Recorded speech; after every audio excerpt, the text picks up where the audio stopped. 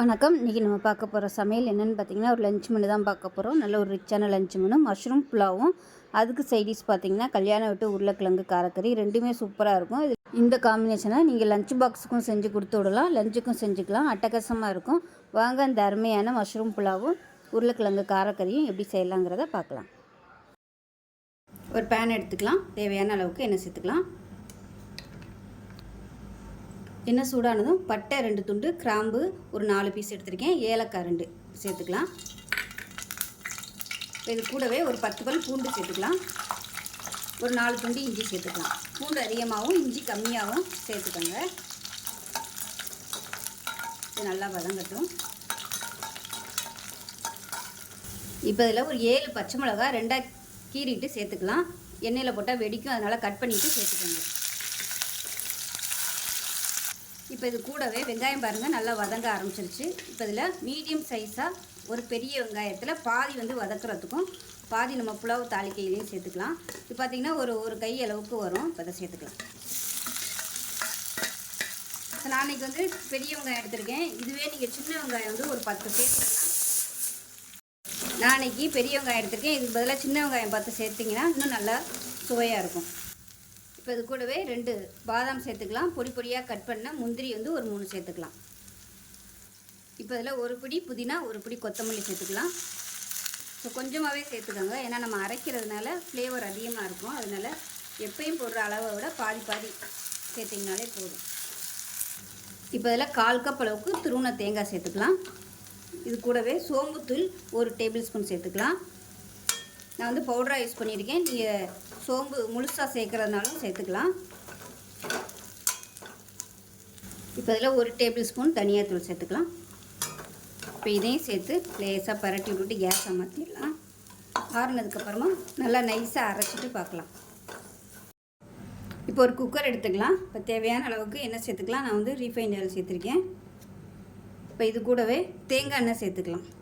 So தேங்காய் எண்ணெய் flavour பிடிக்குங்கிறதுனால நான் சேர்த்துருக்கேன். இல்லைன்னா நீங்கள் நெய் சேர்த்துக்கோங்க. எண்ணெய் சூடாகும். ஒரு பிரியாணி இலை சேர்த்துக்கலாம். இது கூடவே பாதி வெங்காயம் சேர்த்துக்கலாம், நீளமான இருக்கணும். இப்போ வெங்காயம் லேசாக கண்ணாடி பதம் வதங்கினதும் மஷ்ரூம் சேர்த்துக்கலாம். 2 பேக்கெட் மஷ்ரூம் எடுத்திருக்கேன். நான் இன்றைக்கி வெறும் மஷ்ரூம் மட்டும்தான் சேர்க்குறேன். இதுக்கு பதிலாக நீங்கள் காய்கறிகள் சேர்க்குறதுனாலும் சேர்த்துக்கலாம். கேரட்டு, பீன்ஸு, குடைமிளகாய், உருளைக்கிழங்கு, பட்டாணி, இந்த மாதிரி எது இருக்கோ நீங்கள் சேர்த்துக்கலாம். இப்போ இந்த மஷ்ரூம் நல்லா வதக்கி விட்டுக்கலாம். பெருசாகவே நறுக்கிக்கோங்க. ரொம்ப பொடியாக நறுக்குனிங்கன்னா உங்களுக்கு ரொம்ப ஒன்றுமே இல்லாமல் போயிடும். அதனால் பாதியாக நறுக்கிக்கோங்க. இந்த மஷ்ரூம் தேவையான உப்பு சேர்த்துக்கலாம். இப்போ பாருங்கள் மஷ்ரூம் நல்லா வதங்கிருச்சு. இப்போ நம்ம அரைச்சி வச்சுருக்க இந்த பேஸ்ட்டை சேர்த்துக்கலாம். சேர்த்துட்டு இதையும் நல்லா வதக்கிக்கலாம். அடுப்பு மீடியமான ஃப்ளேமில் இருக்கட்டும். இப்போ பார்த்திங்கன்னா ஜீரக சம்பா அரிசி நல்லா கழுவிட்டு நல்லா 20 நிமிஷம் ஊற வச்சுருக்கேன். 1 கப் அளவுக்கு எடுத்திருக்கேன். அதாவது எந்த கப்பில் எடுத்துக்கிங்களோ அதே கப்பில் நார்மலாக நம்ம 1.5 கப் தண்ணி வைப்போம். ஸோ இதில் கொஞ்சம் இந்த மாதிரி கிரேவியாக இருக்கிறதுனால நான் 1/4 டம்ளர் கம்மியாக வச்சுருக்கேன். 1.25 டம்ளர் தண்ணி எடுத்துக்கலாம். பக்கத்தில் சூடு பண்ணி வச்சுருக்கேன். தண்ணி சூடாகட்டும். இப்போ நல்லா கொதிச்சுக்கிட்டு இருக்குது. இந்த ஸ்டேஜில் மீடியம் சைஸாக ஒரு தக்காளி சேர்த்துக்கலாம். இப்போ இதையும் சேர்த்து நல்லா வதக்கி விட்டுக்கலாம். முதல்ல சேர்த்தோம்னா ரொம்ப குழஞ்சி போயிடும். அதனால் இந்த ஸ்டேஜில் சேர்த்துக்கலாம். கொஞ்சமாக மஞ்சள் சேர்த்துக்கலாம். இப்போ பாருங்கள் நல்லா வதங்கிடுச்சு. இப்போ நம்ம எடுத்து வச்சுருக்க தண்ணியை சேர்த்துக்கலாம். நான் முன்னாடியே தண்ணி சூடு பண்ணி வச்சுருக்கேன். அதாவது 1 கப்புக்கு 1.25 கப்பு தண்ணி. இப்போ இந்த மிக்சியை அலசிட்டு அந்த தண்ணியை சேர்த்துக்கிறேன். நான் எடுத்து வச்சுருந்த தண்ணியை தான் மிக்சியில் ஊற்றி அலசி ஊற்றியிருக்கேன். மொத்தம் 1.25 டம்ளர் தண்ணி 1 டம்ளருக்கு. இது நல்லா கொதிக்க ஆரம்பிக்கட்டும். இப்போ பாருங்கள் எல்லாத்தையும் சேர்த்து நல்லா கொதிக்க விட்டாச்சு. அப்போ தான் அந்த ஃப்ளேவர் எல்லாமே இந்த தண்ணியில் இறங்கும். நம்ம ஊற வச்சுருக்க அந்த அரிசியை சேர்த்துக்கலாம். தண்ணியை வடிகட்டிட்டு சேர்த்துருக்கேன். அதை நல்லா கலந்து விட்டுட்டு குக்கரை மூடி வச்சிடலாம். இப்போ குக்கரை மூடி வச்சுக்கலாம். 2 விசில் விட்டுட்டு ஸ்டீம் போனதுக்கப்புறம் பார்க்கலாம். இப்போ ஒரு கடாயை எடுத்துக்கலாம். தேவையான அளவுக்கு எண்ணெய் சேர்த்துக்கோங்க. இது உருளைக்கிழங்கு காரக்கறிங்கிறதுனால எண்ணெய் கொஞ்சம் கூட இருந்தால் நல்லாயிருக்கும். எண்ணெய் சூடாகும். 1 டீஸ்பூன் கடுகு, 1 டீஸ்பூன் உளுந்து, 1 டீஸ்பூன் கடலைப்பருப்பு சேர்த்துக்கலாம். நல்லா பொரியட்டும். கடுகு வெடிக்கவும் கருவேப்பிலை சேர்த்துக்கலாம். இப்போ இதில் மீடியம் சைஸாக ஒரு பெரிய வெங்காயம் நீளமாக நறுக்குனதை சேர்த்துக்கலாம்.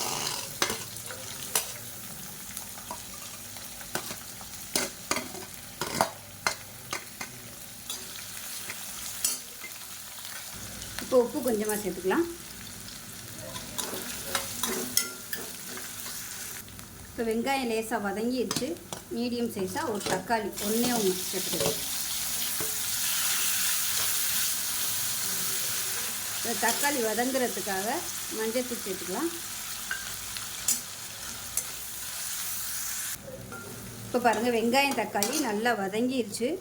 இப்போ இதில் 1 டீஸ்பூன் போல் இஞ்சி பூண்டு பேஸ்ட்டு சேர்த்து வதக்கி விட்டுக்கலாம். இப்போ இஞ்சி பூண்டு பேஸ்ட் நல்லா வதக்கியாச்சு. 1.5 டேபிள் ஸ்பூன் மிளகாத்தூள் சேர்த்துக்கலாம். இது காரக்கறிங்கிறதுனால காரமாக இருந்தால் நல்லாயிருக்கும். இப்போ இதில் ஒரு 1/2 டேபிள் ஸ்பூன் அளவுக்கு கரம் மசாலா சேர்த்துக்கலாம். கொஞ்சமாக சேர்த்துக்கோங்க, ஃப்ளேவர் நல்லாயிருக்கும். இப்போ இது எல்லாத்தையும் சேர்த்துட்டு கொஞ்சமாக தண்ணி சேர்த்துக்கலாம். சும்மா ஒரு 2 டேபிள் ஸ்பூன் அளவுக்கு சேர்த்திங்கன்னா போதும். இப்போ நல்லா எண்ணெய் பிரிய ஆரம்பிச்சிருச்சு. இந்த ஸ்டேஜில் மீடியம் சைஸாக ஒரு 2 உருளைக்கிழங்கு வேக விட்டு வச்சுருக்கேன், அதை சேர்த்துக்கலாம். இது கூட ஃப்ரெஷ்ஷான பட்டாணியும் சேர்த்துக்கலாம். சேர்த்துட்டு கிளறி விட்டுக்கலாம். இப்போ இதில் இது மேலே இன்னும் கொஞ்சம் ஒரு 1/4 டம்ளர் அளவுக்கு தண்ணி சேர்த்துக்கலாம். ஏன்னா பட்டாணி வந்து வேகணும். ஃப்ரெஷ்ஷான பட்டாணி தான் சேர்த்துருக்கேன், அதனால் நான் வேக வைக்கலை. நீங்கள் ஊற வச்ச பட்டாணியாக இருந்தால் வேக விட்டு சேர்த்துக்கோங்க. இப்போ இந்த பட்டாணி வேகிறதுக்கும் இந்த மசாலா எல்லாம் ட்ரை ஆகிறதுக்கும் கரெக்டாக இருக்கும். உப்பு பத்தலைன்னா இந்த ஸ்டேஜில் உப்பு சேர்த்துக்கலாம். மூடி வச்சிடலாம். மீடியமான ஃப்ளேமில் வேகட்டும். இப்போ தண்ணியெல்லாம் ஊற்றி நல்லா சுருண்டு வந்துருச்சு. இந்த ஸ்டேஜில் 1 டேபிள் ஸ்பூன் அளவுக்கு துருவன தேங்காய் சேர்த்துக்கலாம். துருவன தேங்காய் சேர்த்துக்கோங்க. இல்லைன்னா நீங்கள் தேங்காய் பாலாக சேர்த்திங்கனாலும் டேஸ்ட்டு சூப்பராக இருக்கும். அவ்வளோதான், பரட்டி விட்டுடலாம். தேங்காய் பால் சேர்க்குறதா இருந்தால் சேர்த்துட்டு சிம்மில் விட்டுருங்க. நல்லா அந்த தேங்காய் பால் எல்லாத்தையுமே அந்த உருளைக்கிழங்கு அப்சர்வ் பண்ணிவிட்டு நல்லாயிருக்கும். அவ்வளோதான். இப்போ மேலாப்பில் கொத்தமல்லியில் சேர்த்துக்கலாம். சூப்பரான உருளைக்கிழங்கு காரக்கறி ரெடி ஆயிடுச்சு. இப்போ விசில் விட்டு ஸ்டீம்லாம் இறங்கிடுச்சு. எப்படி இருக்குன்னு பார்க்கலாம். பாருங்கள், இப்போ நமக்கு அருமையான மஷ்ரூம் புலாவ் ரெடி ஆயிடுச்சு. நல்லா கம்மன்னு அருமையாக இருக்கும். லஞ்ச் பாக்ஸ் கூட நீங்கள் இது மாதிரி செஞ்சு கொடுத்து விடலாம், நல்லாயிருக்கும். ஸோ இந்த வீடியோ பிடிச்சிச்சுன்னா லைக் பண்ணுங்கள், கமெண்ட் பண்ணுங்கள், சேனலை சப்ஸ்கிரைப் பண்ணுங்கள், பக்கத்தில் பெல் பட்டனை ப்ரெஸ் பண்ணுங்கள். நன்றி.